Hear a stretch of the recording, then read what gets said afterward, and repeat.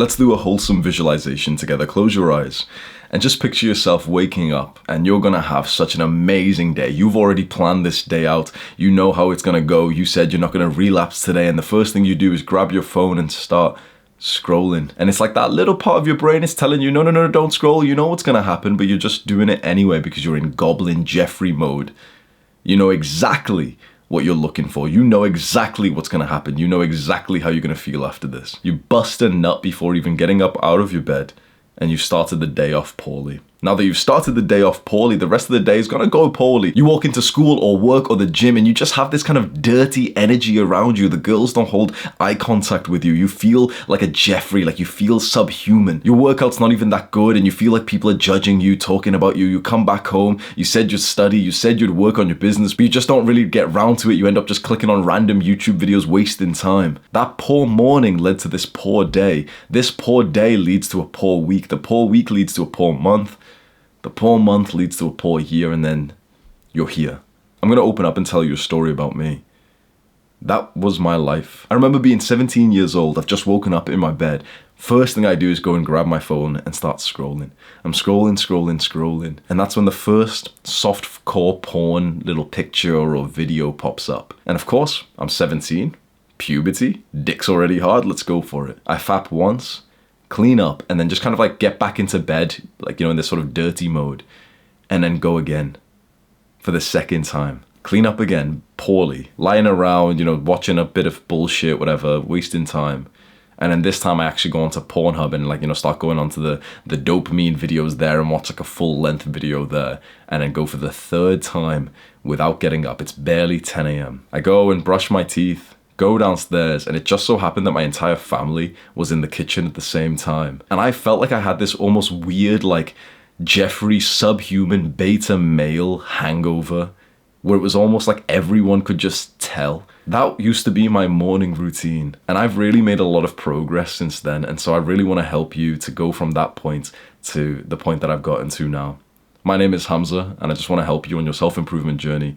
Scroll down right now, go click on the subscribe button, and then you'll get more videos like this one showing up in your homepage. First of all, I want to tell you the truth. The reason why you've been struggling all of this time is because truly our generation of men are the weakest that we have ever seen. We have the lowest testosterone levels, far lower than our fathers and our great-grandfathers. I like to visualize, imagine we had like our great-great-great-grandfather here, like a true man, and he went to handshake us. He'd accidentally just crush our hand without meaning to, because we have such soft handshakes these days. That's a study that I actually saw once. We have the weakest handshake strength out of like the previous generations.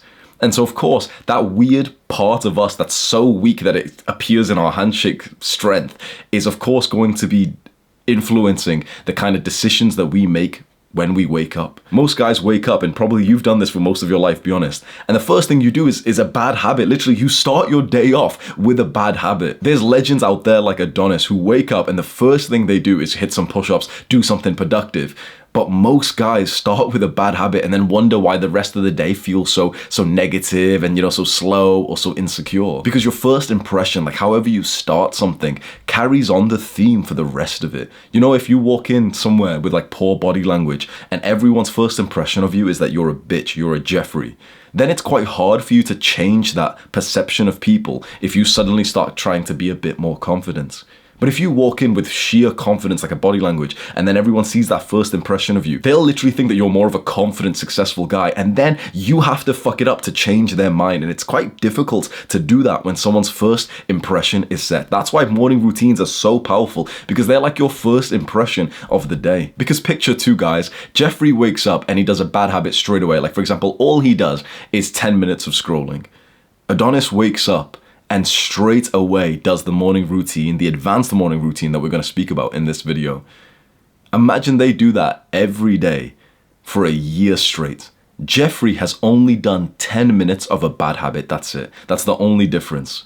But over a year, you can imagine their lives completely change because of that compounding effect, that the 10 minutes of scrolling first thing in the morning or replying to a few messages, that equals out to you being a bit weirder in school or in work or the gym. You being weirder there means that you get that negative reinforcement, which kind of makes you more socially anxious, which makes you more likely to spend time in front of your computer screen and on your phone, which means that your mental health is more likely to get worse. And you can see how this just compounds exponentially compared to the guy who just wakes up and changes the first 10 minutes of his day. So we want to get you on a powerful morning routine, and this is the exact one that I'm on, that I've gotten over 100,000 guys right now. Like literally 100,000 guys are doing this advanced morning routine right now, which I just want to say, by the way, like if you're a competitive masculine young guy, you have to compete with my fucking guys who are following this advice. I realize I go out into the real world, experiment, be like a human guinea pig, trying new things, finding the most optimum way for us to develop, and then I come here onto this YouTube channel, share those secrets. And if you're not like actively watching these, other guys are, and they're getting these fucking secrets, they're implementing them, and they're racing ahead in the competition of men, which means that they're further ahead to attracting their or your future wife, the money that you wanted in business. They're faster ahead because they're using tactics like this. The advanced morning routine that we're about to speak about is just a small part of a huge protocol of self-improvement that I've made that you've probably heard about. It's called the Adonis Protocol. It's the top link in the description. I could have sold it for hundreds of dollars. I released it for free, so you can go and have a look. But I'll explain what the morning routine is here. This is exactly what you do. You wake up, and the first thing you do is very quickly get out of bed, walk straight into the bathroom, turn on the freezing cold shower, and walk straight into it for literally just 10 seconds. Many people take cold showers, but they take them like pussies. They turn on the hot shower, they do all the cute little soapy stuff and everything, then they slowly turn it cold, and it's like, oh, okay, it's a little bit cold now, and then they get out. The point of this cold shower is not to just make it cold, but it's to shock you. It's to create like a burst of pain. So that you specifically need to follow this advice. You put it on maximum cold, and you walk into it to the point that you're shocked. It's an instant burst of pain for about 5-10 seconds, and then you can get out. You can make it hot if you want and do your normal shower if you want, but I usually just get out because I'm not doing this for hygiene. I'm doing this just to kind of wake up and spike up my dopamine levels. If you didn't know already, the best way for you to increase dopamine is actually through cold exposure. So our dopamine receptors are all fucked up from porn, video games, and all the bad habits that we do, and that means that we're less motivated and energetic through the day. To increase our dopamine, which is a really good thing so that you feel more motivated, cold exposure is the best thing that you can do. So you wake up and for just 5 to 10 seconds, walk into that super cold, freezing shower,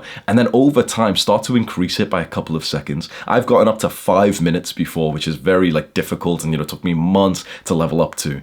Some guys who are a lot better with cold exposure, they eventually level this up and get like a whole ice bath in their home somewhere. They have like one of those fancy ones, which is like made by some company and it's always ready. So they wake up and get into it first thing in the morning. When I eventually buy my house and, you're setting up your dream house, that'll be one of the things that I really want is like, it's always set up. You wake up and it's a freezing cold ice bath, not just a shower, but an ice bath. And you jump into that for literally 10, 30 seconds first thing in the morning. As soon as you've come out of that shower, dry off, brush your teeth, and then come back to your bed. Set up your pillows on the back of your bed so you can sit up straight, and then meditate. Set on a timer for just a few minutes if you're new to meditation, or longer if you've already meditated before. And literally don't even use any of the apps. Don't overthink it. Set on a few minutes of a timer and just follow your breath as best as you can. I'm going to give you a tip that I wish I learned sooner. Meditation is not about not having thoughts. It's not about clearing your mind. It's about the specific act of getting a thought, becoming aware that you're thinking, and then returning back to the focus of the present moment. So how this looks in like a weird equation. Step 1 is that we're focused on our breath, like for example, the rise and fall of our stomach. Step 2 is that our mind wanders and starts thinking about something irrelevant. Step 3 is that we've become consciously aware that our mind has wandered. Because there's a bit of a delay, your mind wanders, but you're not really consciously aware of it for a little moment. Then you become aware of like, oh yeah, I'm mind wandering. Then the most important part is just coming back to that present moment, that breath, without really judging it or feeling negative about it. So when you meditate, even if you're a little bit more advanced, always keep in mind the cue that it's the return to the present moment, which is like the actual act, the practice of meditation. It's not about not getting thoughts. It's about getting thoughts and coming back to the present moment over and over. That's like one rep of meditation, just over, back to the present moment, back to the breath, back to the breath, back to the breath. Do that for anywhere from just 30 seconds if you're a complete beginner and you're in the sort of Jeffrey degenerate mode where you can't be trusted to do much of the self-improvement things, to maybe even 10 minutes or 20 minutes every morning. I'll actually tell you a separate story I didn't plan to say for this video. I've realized that my biggest constraint in life right now is like ADHD symptoms, where I'm constantly like changing my mind and I'm kind of like flipping out. I'm changing ideas and plans. You've probably seen this in my YouTube channel. I've changed like the style of video so many times. If you relate to that, for example, you can't stick to something without changing it. You go to the gym, but you keep changing your workout routine or the exercises. You keep constantly changing what kind of diet you want to be on. You go from bulk to cut when you're trying to gain weight or lose weight. If you can't stay consistent, in a weird way, meditation will help you, because meditation refocuses you back on this center point. And on a macro level, it means that you can stay on the path that you've laid out for yourself. So I'm increasing how long I meditate for, and I really hope that you will if you've related to the problem that I've just explained. Straight after meditation, I want you to do something really wholesome. I want you to get a pen and a piece of paper if you've got them available. If not, you can use your phone, and just write down a few things that you're grateful for. I've been talking about gratitude journaling for the last few years because it completely changed my relationship with my family. Before I ever started gratitude journaling, my relationship with my family was very like toxic, traumatizing, abusive. You know, everyone was arguing. Sometimes like police were called and everything. It was like really chaotic. And when I started to just gratitude journal, literally just writing down a few things that I'm grateful for every day, I started to write about my family.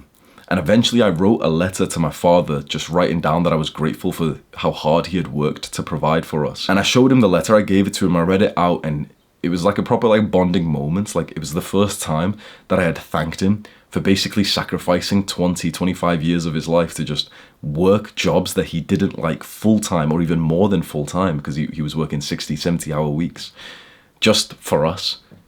And it almost made me so foolish and like cold-hearted to think like I was 22 years old when I first thanked my father for anything. Since that point, our relationship significantly improved. It went from being so abusive and, you know, argumentative to actually being like really respectful. And I really wish that for you. If you find that, you know, your family life's quite chaotic, I know that it seems like running away and being angry at your family is the right answer. But you've tried that for so long and it hasn't worked to improve anything. If anything, you'll probably agree that right now is probably the worst that your family's been compared to a few years ago, even though you've been more in that sort of mode of like, yeah, I don't care about my family, you know, whatever. They're just assholes. They're just abusive. They've traumatized me. Just try gratitude journaling about them. Try writing something that you're grateful for. And it might take you a while. You might say, oh, I've got nothing to be grateful for. Just try and like be creative and think of something. And when you think of really good ideas and it's been a little while and you're able to present them in a really wholesome way, consider actually just telling that to your family. Consider walking up and just for the first time saying to your mother, I'm grateful for you. You'd be surprised of how much of an emotional impact it has on them, because they've literally worked and like had to use discipline every single day to look after you. And this might be one of the first times that you've actually thanked them for it. And you might be thinking like, oh, but they're parents, that's what their job is. Yeah, sure. But it's like you thank the waiter when he takes your order. You thank like, you know, the cashier when they give you the stuff. It's their job, but you still thank them because it's still good manners. It's just so strange that our young generation, we lose our manners. And so I really hope this helps you bring like a bit more peace and love and gratitude into your household. And now for the students amongst us, and also for the entrepreneurs, this is the most important part of this entire routine. So far this routine should have only taken literally about 5 minutes, for example. Now the most important part is what I call eat the frog. At this point, once you've done the cold shower, you've meditated, and you've done the gratitude, you're in a very positive state. Like your emotions are actually really nice. You're feeling like in a happy mood. You've been a little bit productive this morning. Now it's time for you to do something difficult. Pick the biggest, hardest task that you have and do that first. The analogy is, imagine if I said to you, okay, I'll give you money, like you'll win a prize if you eat a live frog. Like imagine a disgusting looking genuine frog and you have to literally eat it, right? And you have to eat it at dinner time. Would you eat the frog before you had that normal dinner, the steak, whatever? Or would you eat the frog after, so you'd have the dinner first? Really think to yourself, would you have it before or after? The intelligent, really intelligent, clued up guys who understand will actually say before. The reason why you'd eat the frog before the real dinner is because you'd eat it, it'd be disgusting, but at least then you've got something to look forward to and your palate kind of gets cleansed. Otherwise, you're eating your dinner whilst like anxiously thinking about that hard thing you've got to do. That's how most young guys are living, where they're like living through the day, pushing off the hard task and just getting anxious about it, but like pushing it off, pushing it off. And so your entire day's got this weird thing of like, you haven't even done the hard task, but you felt mentally drained thinking about it. So this changed my life. Instead of procrastinating on the hard task and trying to say to yourself, oh, I'll do it later, choose the hardest task and try and do that as early as possible, preferably even before school or work. If you're quite young and you're going to school or you go to work, do the hard task beforehand. So that might be your homework. It might be you studying. It might be you practicing exam papers so that you can do better in the exams. It might be you doing some kind of business work. So for example, I'm a YouTuber, so it could be me recording my videos before I go to like school or to work. It's so important. If you do them before, when you're in school and work, you never have to think to yourself like, oh, I've still got that thing to do. Even if you're an entrepreneur, choose the hardest task, do that first, and then you'd be so surprised of how nice the rest of the day is. I'll give you one extra bonus for this video of what I would add right after you eat the frog. You've got that deep work task, and it's what I call the Adonis Protocol workout. You can go and do your normal gym workouts, where you do your compound lifts and you do bench press 3 times 8 and everything. Those workouts are really fun, really nice. But I want you, if you haven't already, to try one of my workouts, which has been getting me like more gains than ever. And it's a fucking challenge. Like if you want to release some trauma today, and if you want to literally be challenged and be drenched in sweat to the kind where like people are looking at you like you're a psychopath for this workout, that it's the top link in the description. Just go have a look. You'll go find Adonis Protocol, and inside of there it's got a label for Adonis workout. You use kettlebells and it's fast paced, and like there's a specific whole routine that I won't explain, but like you can go find it. If you go and hit one of those workouts a few times a week, you'll feel fucking amazing. But it's hard. Every day is like a traumatizing workout. It's really difficult. It's like basically you're throwing the kettlebells around, you're being loud, you're dropping to the floor, doing burpees, you're doing supersets, you grab it, bring up massive fucking weights up here, start squatting, bring them down, throw them up this way, throw them up above your head. It's like hard stuff. It's fast paced. You drop down into burpees, you drop down into abs. It's 45 minutes of pain basically, but you feel like a legend doing it, and it actually builds like a really like masculine looking, strong looking physique. All of that is inside of the Adonis Protocol. It's a completely free self-improvement plan. It's the top link in the description. I really hope that you'll go and have a look at that right now. You can scroll down and go click on that top link. Click and watch this video right now for more education. Do the hard work, especially when you don't feel like it. Mwah!